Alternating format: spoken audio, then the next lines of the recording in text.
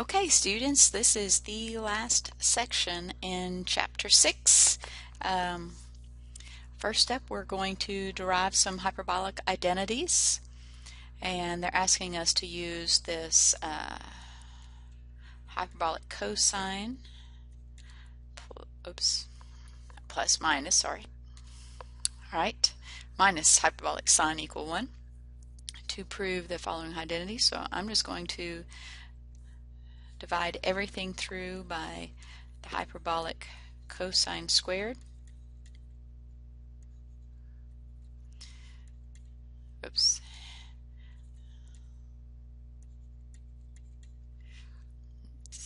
And then I should be home. Yep. There's my hyperbolic tangent. And there's my hyperbolic secant. Alright. Next, they want me to derive that identity. Okay, well, I know that the hyperbolic sine, here's his definition right here.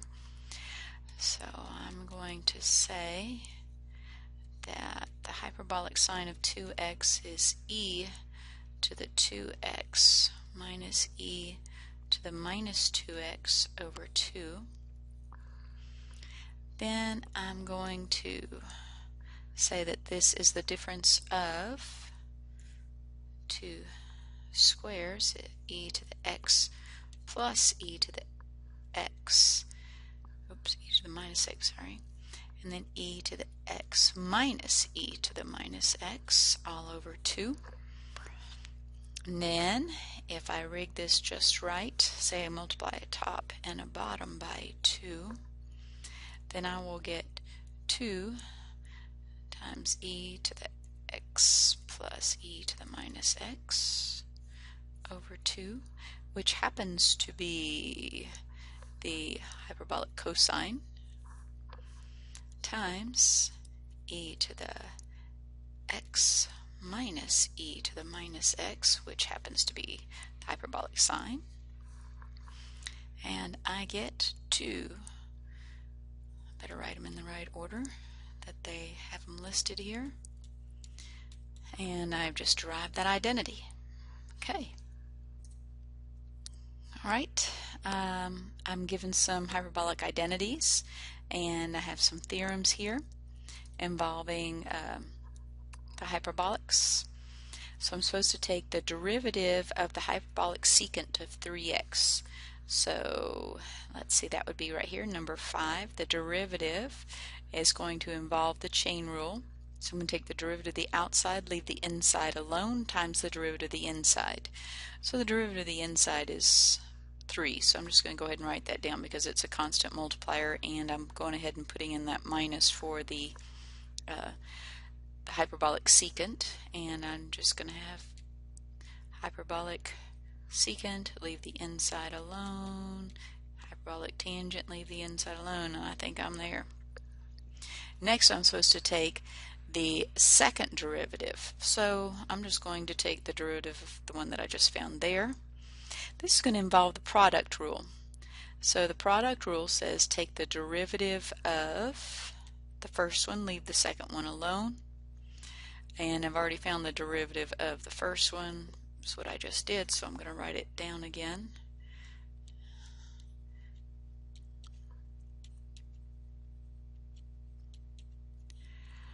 Alright, leave the second one alone. Oops, gotta put my hyperbolics in there. Add with that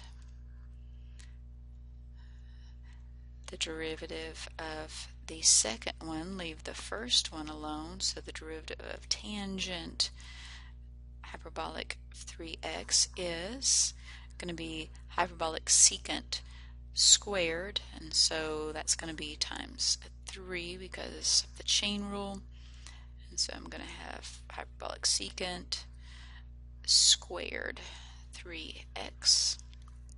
And I guess I'm going to try to collect some things on that. Looks like I've got a 9 on both, so I'm going to pull a 9, and it also looks like I have a hyperbolic secant in both. I've got one here and I've got one here, so I'm going to pull that as well. Secant hyperbolic 3x, and then I'm just going to write down what I have left.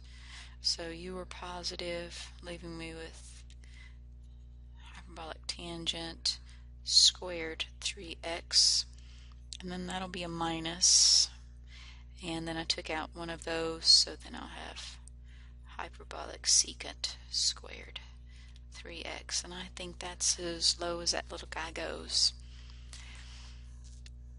Next, I've got the integral of, let's see, where is he? Cosecant,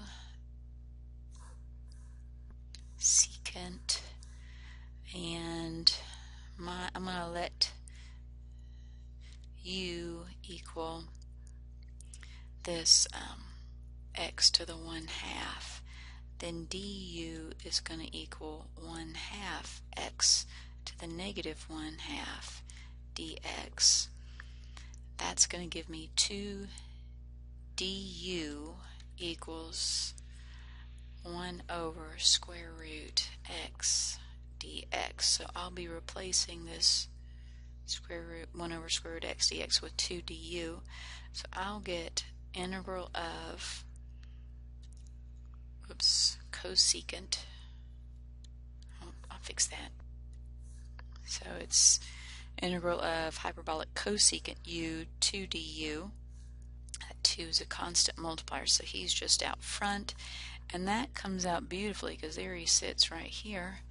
So it's 2, and then it is a negative and hyperbolic cotangent of u plus c, replacing my u, negative 2 hyperbolic cotangent of square root x plus c.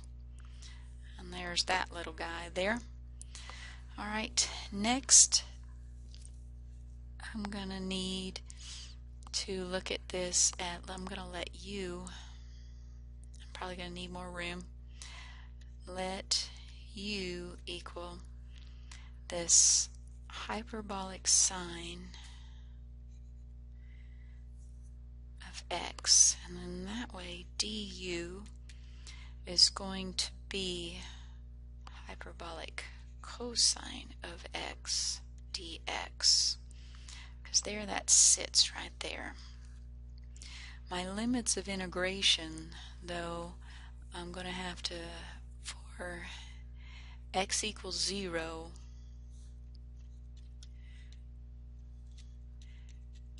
if I plug that in, then u is going to be the hyperbolic sine of plugging in a 0.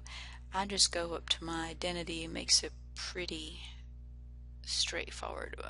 They don't have it using those e's, using that definition with the e's, and you'll find that hyperbolic sine at 0 is 0.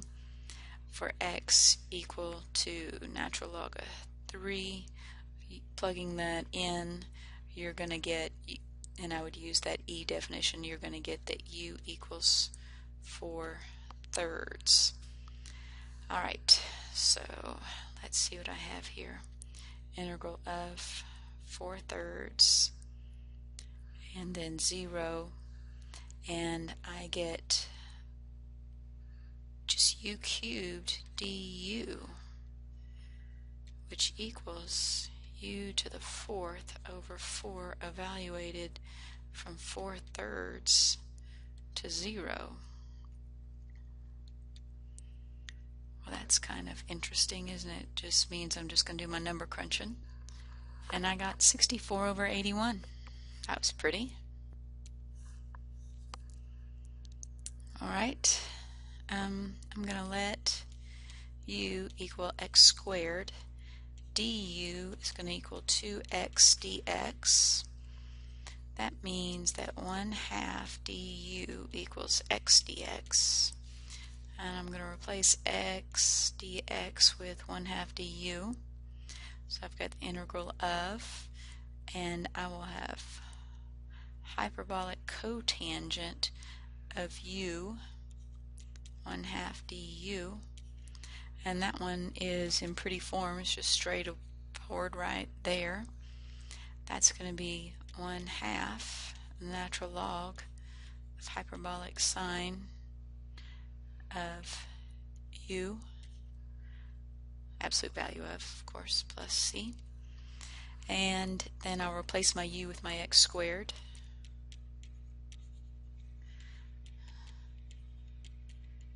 Now,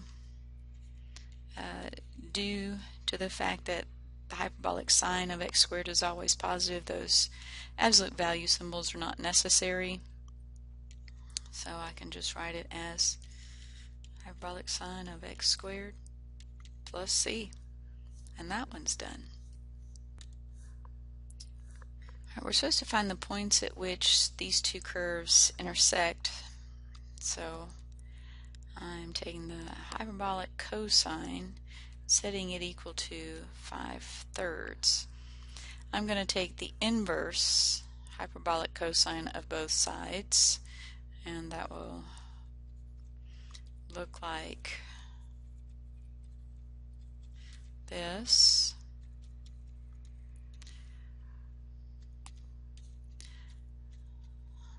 I know from my Theorem 610 that I can chunk this in here, so I'm going to write that down. Alright, I just plugged that in, and do note that I have both a positive and a negative on this. So when I do that computation, I'll get x is positive negative natural log of 3. So the 2 points, because they specifically asked for the points, the 2 points would be natural log of 3, 5/3, and negative natural log of 3, 5/3. That would be the 2 points at which these curves intersect. Here are my theorems involving both integrals and derivatives of inverse hyperbolic functions. So I need to find first up y prime.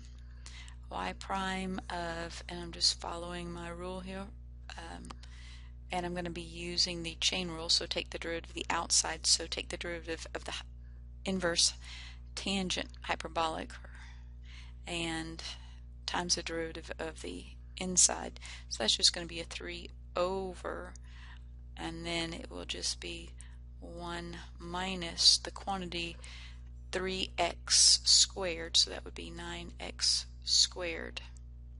Okay. Next up, it's going to involve the product rule. So the product rule will have me do the derivative of the first one, that's 2x, leave the second guy alone. Add to that the first guy, and then times the derivative of the second guy, so that would be 1 over square root of x squared plus 1. They probably want this as one big chunk, which means I need to get a common denominator. Not that these two have anything in common, but I'll get a common denominator and write it as one big chunk. So it'd be square root of x squared plus 1.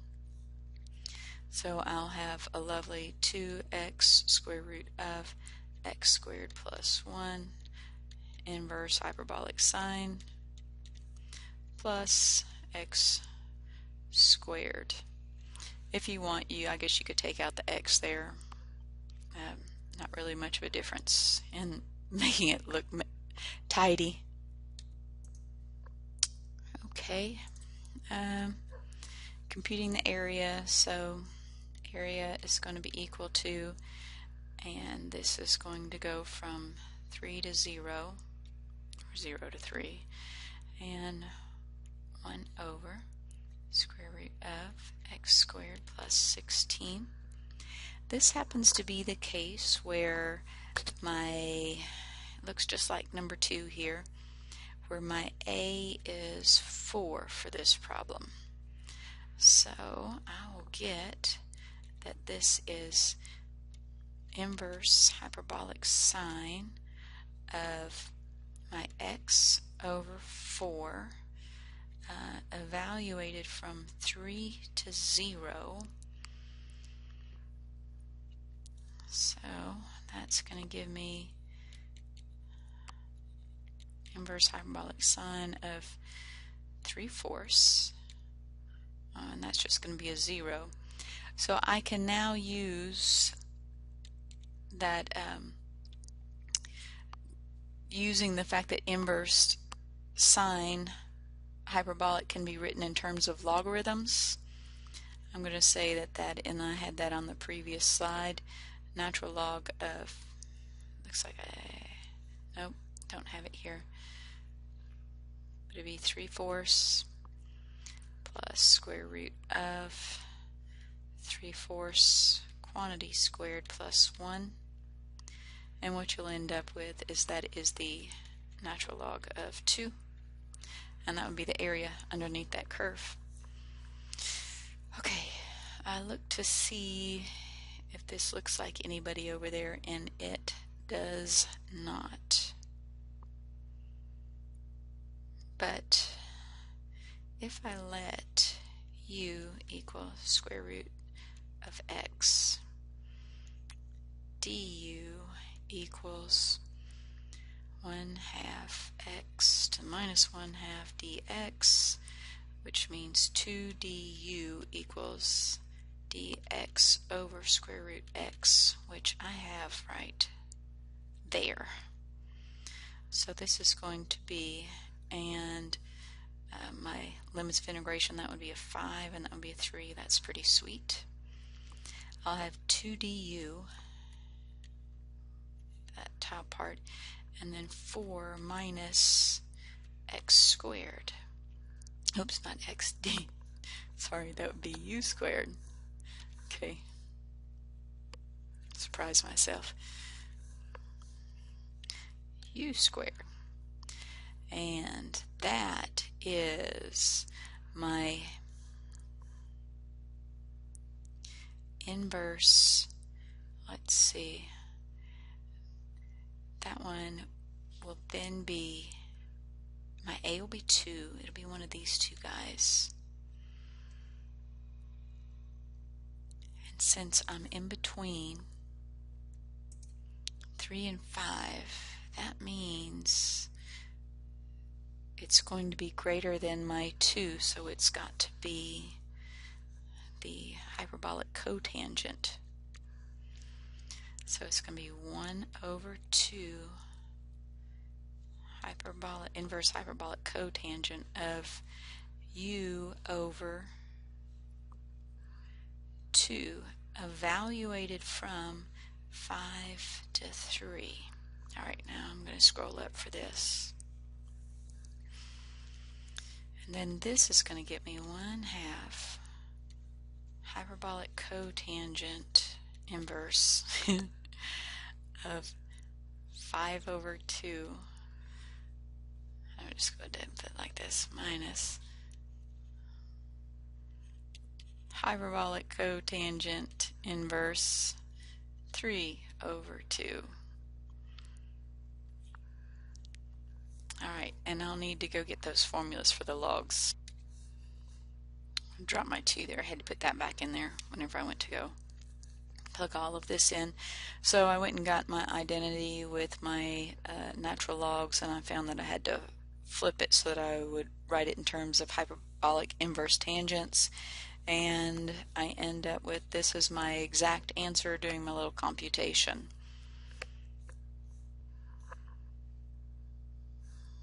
Not a very realistic word problem, but we'll do it nonetheless.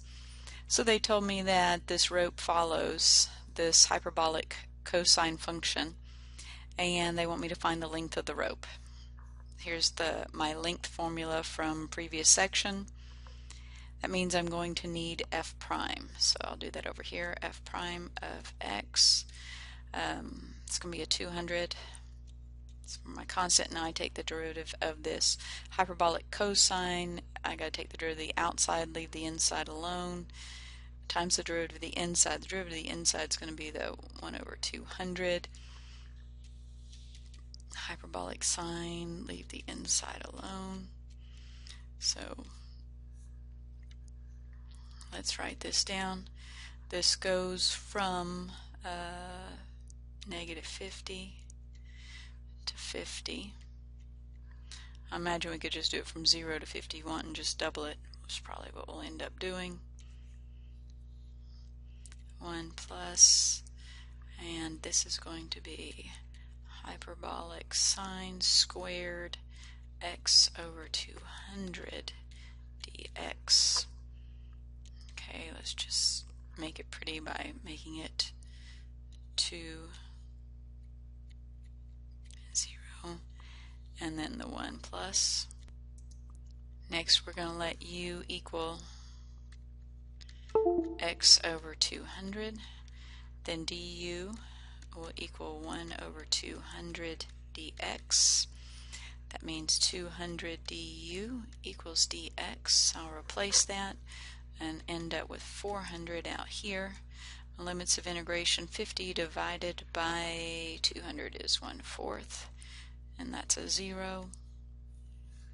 This would be 1 plus hyperbolic sine squared u du. This one is really pretty. If you go look up your, I'll go get them. I'll just write it down. Equals 400, and that's my identity.